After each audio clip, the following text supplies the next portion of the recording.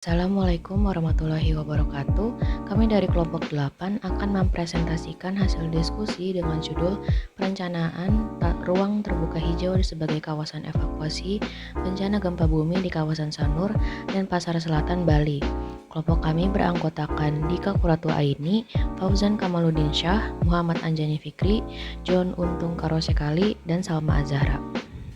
Latar belakang dari permasalahan ini bahwasanya Pulau Bali merupakan salah satu daerah seismotektonik atau daerah rawan gempa di Indonesia sebab dilalui oleh jalur pegunungan Mediterranean dan berada pada zona subduksi lempeng-lempeng dunia, di mana pada tahun 1953 hingga 2017 saja, daerah Bali ini sudah mengalami beberapa kali gempa bumi dengan magnitudo di atas 6,8 skala Richter yang dapat kita kategorikan tinggi dan diikuti dengan adanya tsunami dengan ketinggian 6-14 meter.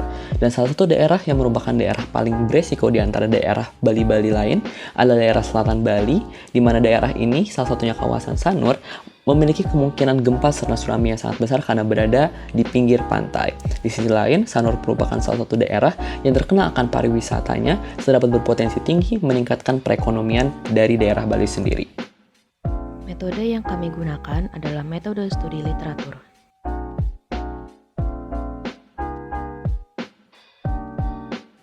Selanjutnya, kondisi dan pembagian wilayah. Bisa dilihat secara geografis bagaimana letak geografis kawasan Sanur, di mana kawasan Sanur ini terdiri dari 2 desa dan 1 kelurahan.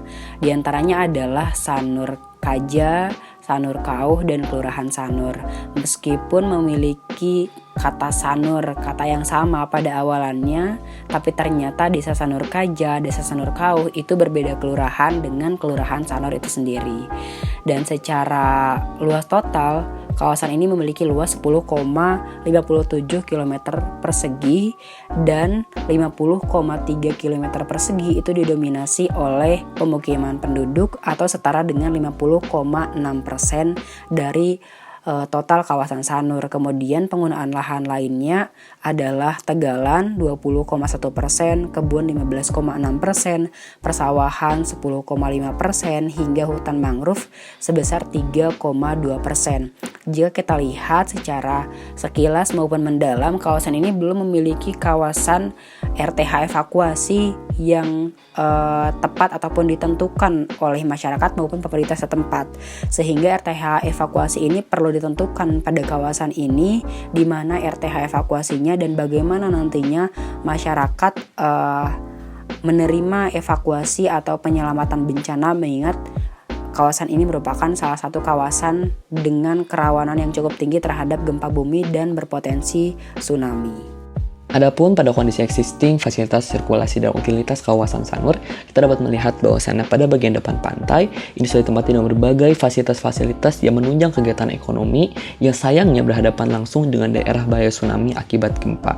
Dan berdasarkan penilaian yang dilakukan oleh Framework Coastal Community Resilience, di mana dalam bidang land use and structural design, mereka menilai bahwasannya kawasan Sanur saat ini hanya memiliki nilai 20% atau sangat rendah dalam hal penyediaan fasilitas serta infrastruktur terkait dengan resilience gempa, di mana pada fakta lain bahwasannya infrastruktur fisik tahan tsunami sebenarnya sudah ada sejak tahun 2000 dengan bantuan Bank Dunia. Hanya saja fasilitas ini masih kurang diperhatikan sehingga penggunaannya tidak dapat dimaksimalkan. Selain itu, isu yang akan diambil diangkat dari permasalahan kondisi existing Sanur. Yang pertama, dapat diketahui bahwa bangunan pemecah gelombang yang digunakan di pantai kawasan Sanur sebagian besar adalah pegar atau pemecah gelombang ambang rendah dengan material keras yaitu bebatuan. Namun, pegar menjadi sumber masalah bagi masyarakat sekitar karena pernah hancur ketika dihantam gelombang tinggi, sehingga disimpulkan bahwa struktur dari bangunan pemecah gelombang tersebut belumlah kuat atau berfungsi secara efektif. Dan selanjutnya, area hutan bakau di Sanur juga tidak tergolongkan luas, yaitu hanya sekitar 1.000 hektar saja. Kebijakan dan pengetahuan masyarakat. Pengetahuan masyarakat tentang ciri-ciri dan dampak bencana alam gempa bumi bisa dibilang tidak cukup. Oleh karena itu diperlukan sosialisasi agar masyarakat lebih waspada ketika bencana ini terjadi. Selain itu, karena kawasan Sanur terletak di dekat laut, masyarakat juga harus dibekali dengan pemahaman akan ciri-ciri jika adanya risiko tsunami dan cara untuk menyelamatkan diri. Kebijakan persyaratan bangunan rumah tinggal dan gedung di daerah rawan gempa diatur dalam Peraturan Menteri PU Nomor 29 Tahun 2006. Sedangkan peraturan penyediaan ruang terbuka hijau di lingkungan pemukiman sebagai lokasi evakuasi diatur dalam Peraturan Menteri PU Nomor 5 Tahun 2008.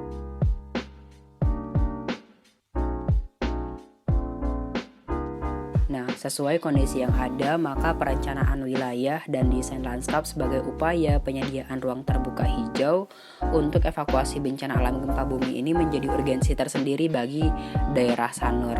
Untuk perencanaan wilayah itu berkaitan dengan bagaimana kawasan ini dibagi atas wilayah-wilayah tertentu atau kita sebut dengan pembagian wilayah.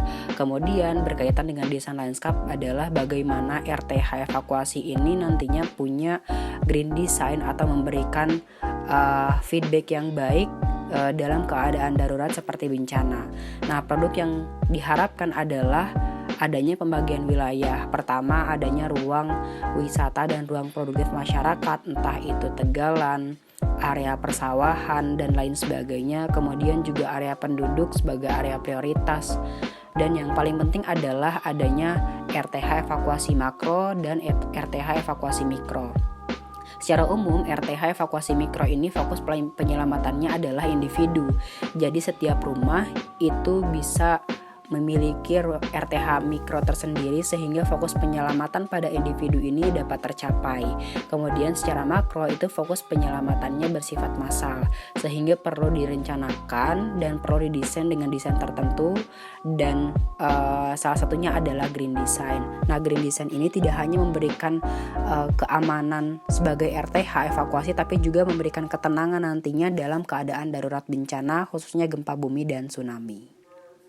Adapun pada kondisi existing, fasilitas sirkulasi dan utilitas kawasan Sanur, kita dapat melihat bahwasannya pada bagian depan pantai, ini sudah ditempati dengan berbagai fasilitas-fasilitas yang menunjang kegiatan ekonomi yang sayangnya berhadapan langsung dengan daerah bahaya tsunami akibat gempa. Dan berdasarkan penilaian yang dilakukan oleh Framework Coastal Community Resilience, di mana dalam bidang land use and structural design, mereka menilai bahwasannya kawasan Sanur saat ini hanya memiliki nilai 20% atau sangat rendah dalam hal penyediaan fasilitas serta infrastruktur terkait dengan resilience gempa, di mana pada fakta lain bahwasannya infrastruktur fisik tahan tsunami sebenarnya sudah ada sejak tahun 2000 dengan bantuan Bank Dunia. Hanya saja pada saat ini masih kurang diperhatikan sehingga penggunaannya tidak dapat dimaksimalkan. Pemanfaatan drainase dapat digunakan sebagai salah satu penyedia sumber air bersih ketika terjadi bencana alam dengan mengumpulkan air hujan sebagai sumbernya. Karena ketika terjadi bencana alam seperti gempa dan tsunami, terutama yang berdampak besar, air bersih adalah salah satu yang paling dibutuhkan. Drainase dapat dimanfaatkan juga setelah terjadi bencana tsunami, yaitu mengurangi kapasitas genangan air yang ada setelah terjadi gelombang besar, terutama untuk daerah penduduk. Selain itu, drainase bisa dimanfaatkan untuk membelokkan gelombang air sehingga dapat mengurangi kerusakan dari gelombang tersebut, terutama untuk mengurangi kerusakan di daerah padat penduduk. Solusi dari masalah bangunan pemecah gelombang dan hutan bakau yang belum terasa keefektivitasannya terdapat dua solusi, yaitu pemasangan gabion di tepi pantai. Gabion adalah susunan batu yang membentuk dinding dan diikat oleh kawat. Gabion sendiri dapat menahan hantaman gelombang tanpa merusak susunan batu seperti pada kejadian sebelumnya. Selain itu, perlu dilakukan penanaman hutan bakau yang lebat.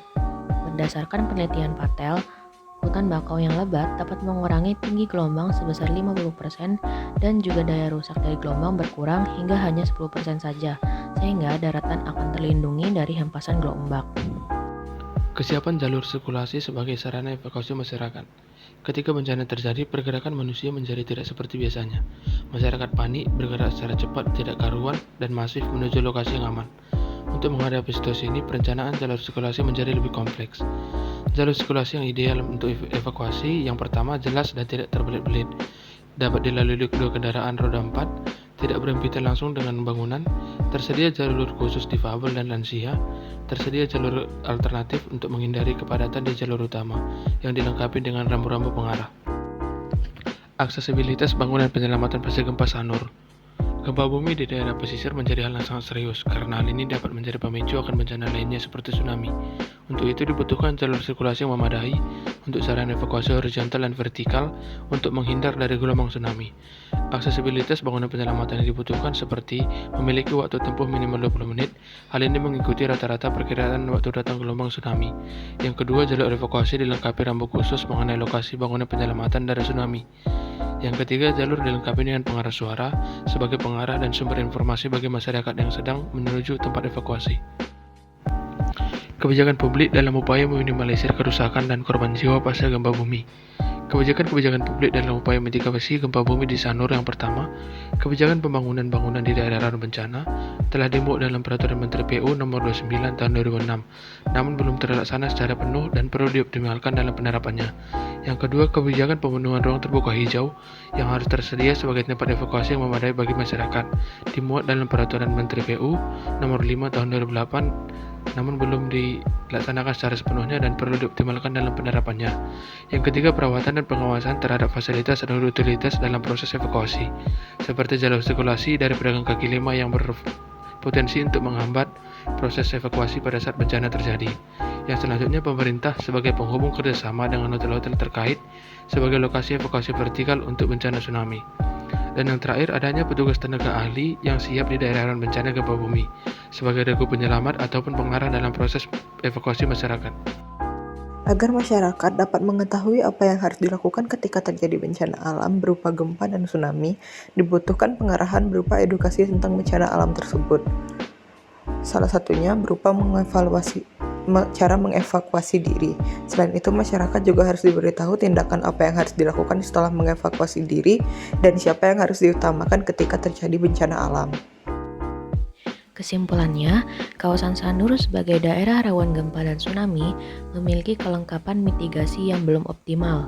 Oleh karena itu, solusi dalam masalah pembagian ruang, green design, fasilitas, sirkulasi, drainase atau utilitas, retaining wall, kebijakan dan pengetahuan masyarakat masih perlu ditingkatkan dalam berbagai strategi.